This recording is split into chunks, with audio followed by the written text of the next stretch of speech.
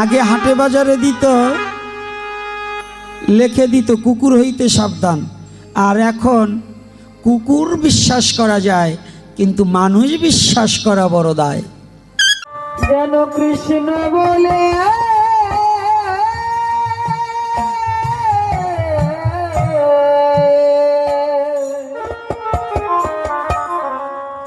কাঁদিতে। আগে হাটে বাজারে দিত, লিখে দিত কুকুর হইতে সাবধান। আর এখন কুকুর বিশ্বাস করা যায়, কিন্তু মানুষ বিশ্বাস করা বড় দায়।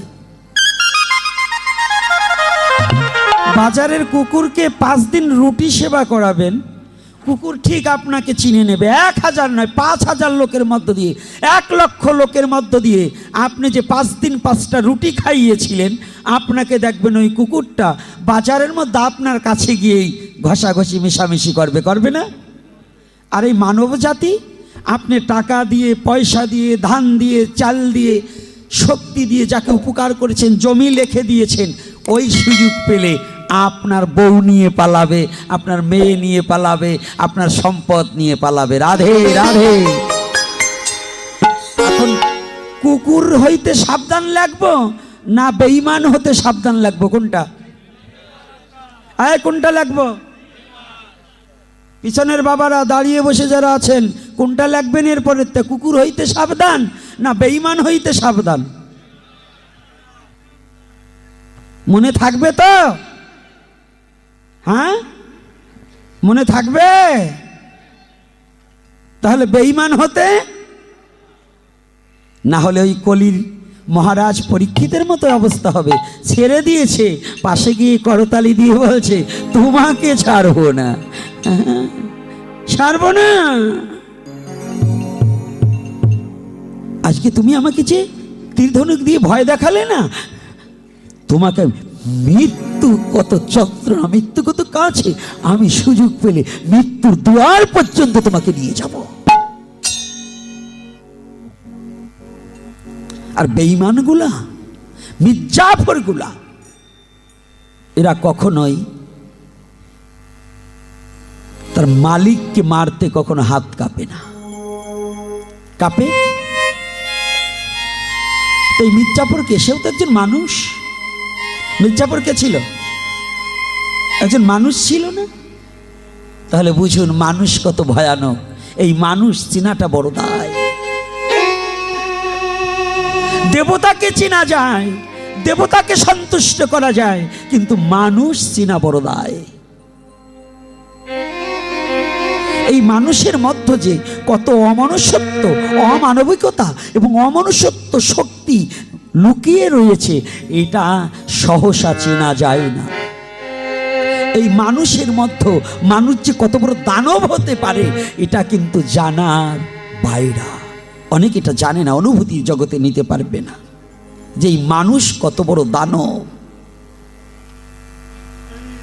হিংস্র জানোয়ারের চেয়েও হিংস্র জানোয়ারকে পোষ মানানো যায়, কিন্তু এই মানুষকে পোষ মানানো বড় দায়। না মিথ্যা বলছি বাবা? মানুষকে পোষ মানানো বড় কষ্ট না সহজ? বাঘকে পোষ মানানো যায়, সিংহকে পোষ মানানো যায়, সাপকে পোষ মানানো যায়, কিন্তু মানব জাতিকে পোষ মানানো বড় দায়। সাবধান। হ্যাঁ, আপনার খাবে, আপনার পড়বে, আপনাকেই ছোবল মারবে, এটার নামই হচ্ছে মানুষ। রাধে রাধে। কষ্ট হচ্ছে না তো? আর একটু সময় আলোচনা করবো না বিশ্রাম দেবো আজকে? হ্যাঁ, কি বলেন? আর একটু সময় করব? আজকে সময়টা কোন দিক দিয়ে যেন হেঁটে চলে গেল আমি বুঝতে পারলাম, কারণ আপনাদের চরণ দর্শন করে খুব ভালো লাগছে আজকে। সত্য কথা বলি, প্রথম ভাবছিলাম ভক্তই নেই, এখন যাই হোক দেখছি অনেক ভক্ত আছে, খুব ভালো লেগেছে। যাক, এখন একটু ভরেছে, আশার আলো দেখছি। তবে আবার ভক্তদের দোষ আছে, যখনই দক্ষিণের কথা বলা হয় তখন উঠে উঠে দৌড় মারে, মানে ওই জায়গা বড় শক্ত। তো যাক, আগেই টাকার কথা বলবো না, দৌড় মারবেন না, খবরদার। তো তো এইবার কলি যখন দূরে গিয়ে করতালি দিয়েছে না, মহারাজ পরীক্ষিত চলে গিয়েছে। কিছুদিন পরে মহারাজ পরীক্ষিত হরিণ শিকারের জন্য ব্যস্ত হয়ে গেলেন। আচ্ছা, হরিণ শিকার, এই হরিণ শিকার কেন করতেন? রাজারা হরিণ শিকার করতেন নিজের বীরত্ব প্রকাশ করার জন্য। হরিণ হচ্ছে এমন একটা প্রাণী, বাঘ সিংহকে হার মানিয়ে দেয়, এত সচেতন। তাই সেই হরিণকে যে বধ করতে পারে, হরিণকে যে শিকার করতে পারে, সে হচ্ছে একজন বড় যোদ্ধা এবং নিজের রাষ্ট্রকে সুসুন্দর মতো পরিচালনা করার মতো যোগ্যতা তার থাকবে। এজন্য আগের দিনের রাজারা হরিণ শিকারে যেত, যে আমি কেমন যোদ্ধা, আমার এখনো বাহুতে কত শক্তি, কত আমার চোখের দৃষ্টিগতি, কত সচেতনতা আছে, এইটাকে নিজে পরীক্ষা করবার নিমিত্ত হরিণ শিকারে যেত। তাই মহারাজ পরীক্ষিত আজ কলি তো পিছনে লেগেই আছে। এই যে আপনারা আসছেন না, আপনাদের পিছনেও কিন্তু এখন কলি লেগে আছে। এক একটা সাধুর পিছনে 70টা করে শয়তান সব সময় থাকে, সাধুকে যাতে পথভ্রষ্ট করা যায়। সাবধান, সাধু সাজা বড় সহজ, কিন্তু সাধুকে টিকিয়ে রাখা কিন্তু বড় কঠিন। দেখবেন একটা ছেলে সাধু হচ্ছে, মাত্র 1000 টাকায় সাধু হওয়া যায়। কি বাবা, 1000 টাকায় সাধু হওয়া যায় না? কি 1000 টাকায় সাধু হওয়া যায় কি না? কিন্তু 1000 টাকায় সাধু সাজা যায়, 1000 টাকায় সাধু হওয়া যায় না। সাধু হতে হলে আমাদের অনেক কিছুর প্রয়োজন আছে। তো আজকে যখন মহারাজ পরীক্ষিত হরিণ শিকারের নিমিত্তে রওনা দিয়েছে, গভীর জঙ্গলের মাঝে গিয়েছে, অরণ্যের মাঝে,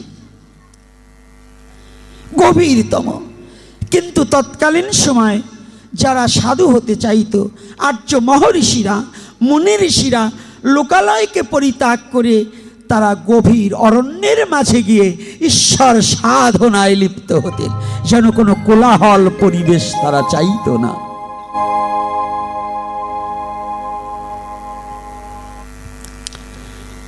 আমাদের সনাতনী সাধুদের নিয়ম হচ্ছে মন চঞ্চল স্থির করার নিমিত্তে যেখানে কোনো কোলাহল নেই সেখানে ধ্যান, সাধনা, ভজন করার জন্য জায়গা বেছে নিতেন। তা আজকে এমন অরণ্যের মাঝে মহারাজ পরীক্ষিত প্রবেশ করেছে, ওই অরণ্যের মাঝেই মহর্ষিরা তারা ধ্যানস্থ অবস্থায় আছে। আর এদিকে মহারাজ পরীক্ষিত হরিণ শিকারের জন্য হরিণ খুঁজিতে খুঁজিতে ঠিক দ্বিপ্রহরে ক্লান্ত পরিবেশে জল পিপাসিত চিত্তে ক্লান্ত হয়ে পড়েছে। হাঁটতে হাঁটতে কোথাও কোনো জল পাচ্ছি না, আর খুঁজে বেড়াচ্ছি, যদি কোথাও একটু বাড়ি পেতাম। জলের অপর নাম সংস্কৃত ভাষায় বাড়ি। কোথাও যদি একটু বাড়ি পেতাম। খুঁজছে, কিন্তু কোথাও দেখছি না। কিন্তু হঠাৎ করে দেখতে পাই যেন কিছু জনমানবের পদচিহ্ন। তাহলে এদিকে যখন জনমানবের পদচিহ্ন, নিশ্চয়ই আমি জল পাবো। হেঁটে গিয়েছে, কিন্তু ঠিক এই যে আমাদের নাম জপ করতে হয় কয়বার, কতবার দীক্ষা নিয়েছেন কারা হাত তুলুন। দীক্ষা কারা নিয়েছেন তারা হাত তুলুন। আচ্ছা, অনেকেই দীক্ষা নেয়নি দেখছি। আচ্ছা, তাহলে দীক্ষা নিয়েছেন যারা, নাম জপ কতবার করতে হবে দেখান তো আঙুল দিয়ে। হাতে গোনা কয়েকজন, এতগুলো দীক্ষা নিয়েছেন তো বলে নাই গুরুদেব? না খালি মাল্লু নাই আর কিছু বলে না? হ্যাঁ, গুরুদেবের নামও অনেকের মনে নেই। আবার অনেকে আছে কানে দেশে ফিস ফিস মাস গেলেই চান্দা দিস, তুই করিস বা না করিস, চান্দা দিলেই হয়ে যাবে। অন্তত সনাতন ধর্মে নিয়ম আছে 3 বার নাম জপ করার, কিন্তু আমরা 2 বারই তো করি না। তো ত্রিসন্ধ্যা জপ করার মধ্যে সকাল, দুপুর আর সন্ধে। তো দুপুরে নাম জপ করার সময় হয়েছে, আর্য মহর্ষিরা হস্তপদ প্রক্ষালন করে এসে সকলেই ধ্যানস্থ অবস্থায় আছে।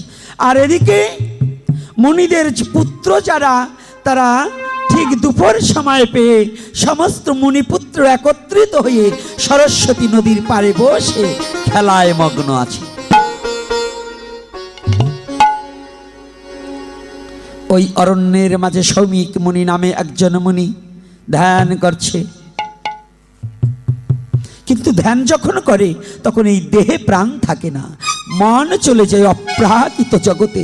যারা ভজন দ্রষ্টা ব্যক্তি তারা ধ্যান নেত্রে ওই গুরু গোবিন্দের লীলা দর্শন করে ভেসে যায় প্রেম সাগরে। হা কৃষ্ণ বলে তারা ভাসে নয়ন জলে। এটাই তাদের কৃষ্টি কালচার। কৃষ্ণ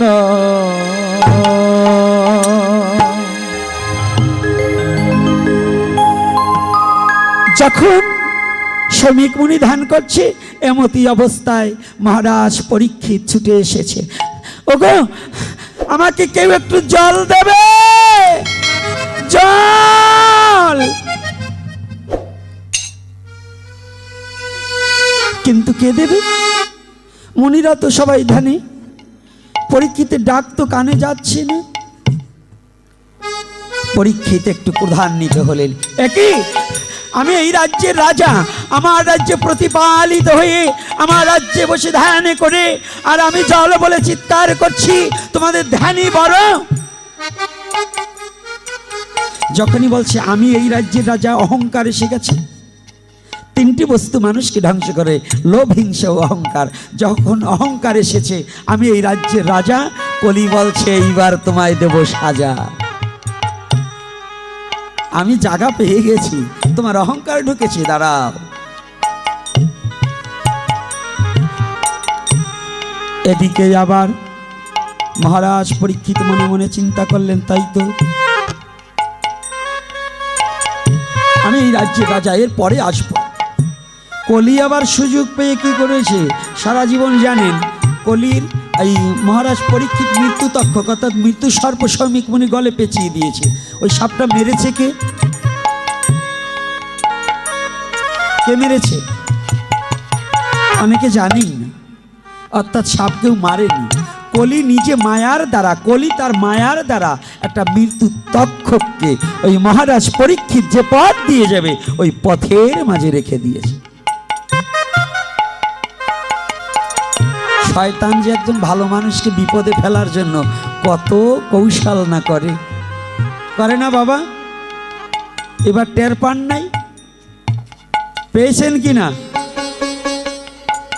হ্যাঁ, বিপদে ফেলার জন্য বহুত কলা কৌশল করেছে। রাখে কৃষ্ণ মারে কে? রাখে কৃষ্ণ মারে কে? যদি ভগবান কাউকে রক্ষা করে, তাকে মারার মতো কোন অশুভ শক্তি পৃথিবীতে জন্ম হয়। কৃষ্ণ কৃষ্ণ আজ কলি যখন মৃত্যু তক্ষকে সম্মুখে রেখেছে, হঠাৎ করে মহারাজ পরীক্ষিত যখন যাচ্ছে, পায়ে ওই মৃত্যু তক্ষক থেকে তুমকে দাঁড়িয়েছে। কি ও, যদি কোনো অতিথি কারো গৃহে আসে, ওই অতিথি যদি অভুক্ত অবস্থায় চলে যায়, তাহলে ওই গার্হস্থ্য ভক্তের সমস্ত পুণ্য সাধন ভজন নষ্ট হয়ে যায়। এই যে মায়েরা বাবারা, আগে সনাতন ধর্মে নিয়ম ছিল অন্তত একটা বাতাসা ঘরে রাখত। যদি কোনো ব্যক্তি পথিকও আসতো, এক গ্লাস জল চাইলে তাকে একখানা বাতাসা দিয়ে তো একটু জল দিত, এক মুষ্ঠ মুড়ি দিয়ে জল দিত। এখন তার মায়েরা সাহার স্ত্রী কি আর নমর স্ত্রী কি আর কায়স্তুর স্ত্রী কি, এখন আর মুড়ি ভাজা জানে না। মুড়ি ভাজা হারিয়ে গেছে না? আছে? আগে সাহাদের ঘরে টাটখিসার লাড়ু, শাঁস, হ্যাঁ, ওই ক্ষীর করে অনেক বিবিধ প্রকারের চিকন কাজগুলো খাবারের তৈরি হতো। আর এখন খাওয়া শিখছে কি সাহাদের স্ত্রীরা? বুড়ো মানে মোটা বুড়ুটারে শুরু করিয়া মেকআপ মারিয়ে চুল কাটিয়ে পুরা মুরগি খাবার যায় হোটেলে। কি রাগ করছেন নাকি? আপনারা তো আবার আমার মাগো নিয়ে যান না। হ্যাঁ, আদিম যুগ হারিয়ে গেছে না এখন আছে? আয় পণ্ডিত, আদিম যুগ কি শেষ হয়ে গেছে? ফিরে আসছে না? আদিম যুগে আগে কি করতো? কাঠখড়ি জ্বালিয়ে পুড়িয়ে খেত, তাই না? আর এখন ভদ্রলোক সেজে মেকআপ মেরে পিকআপ হয়ে ওরা দোকানে যাইয়ে যা 50 টাকা না তার 150 টাকা তো ওই পুরা মুরগি খায়। ওরাও সেই পুরাটা খায়। খাচ্ছে কি না? তাহলে বুঝতে পারছেন আদিম যুগ গেছে না আছে?